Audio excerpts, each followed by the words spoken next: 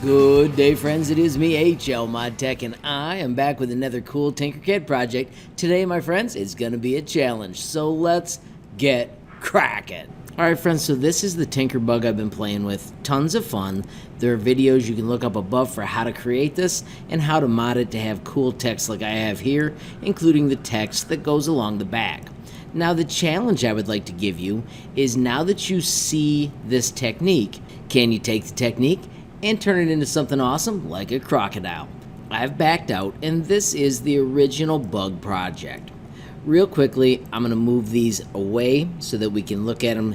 I'm going to drop them down to the base layer. I'll show you how we assemble it again, and this will make a little bit more sense about what the concept is that we're using. So the outside frame is the green one. This has a part that is completely connected and a separate head. You can design these any way you want as long as you've got these parts, frame and head, separate. The second piece has a gap where this piece is missing. You can see as I slide that in, it doesn't fit there.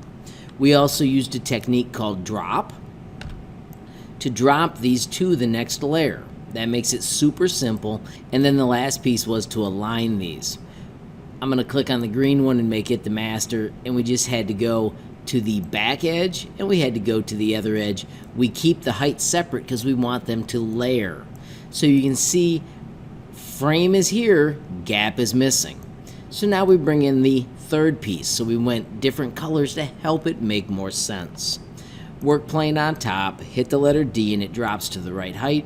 I move it in place, and friends, this is where we get the gap that allows us to squeeze the bug.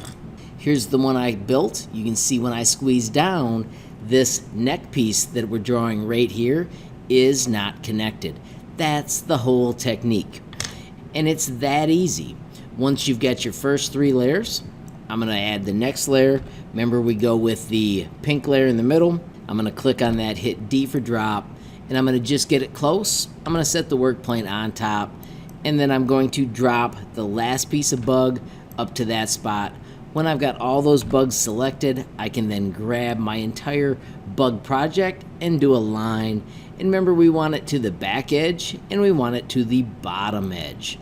Boom, you have just created an awesome print-in-place bug. So my friends, there's the technique. Now you got the challenge. Can you make an alligator? Can you make a dinosaur?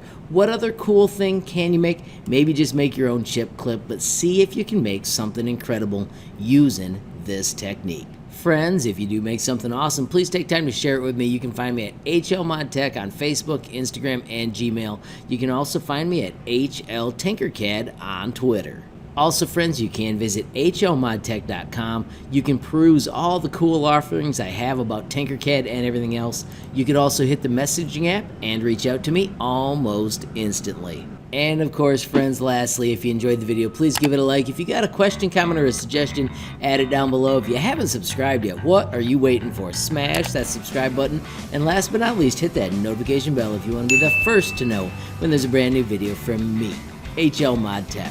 Thanks for watching. Have a great day.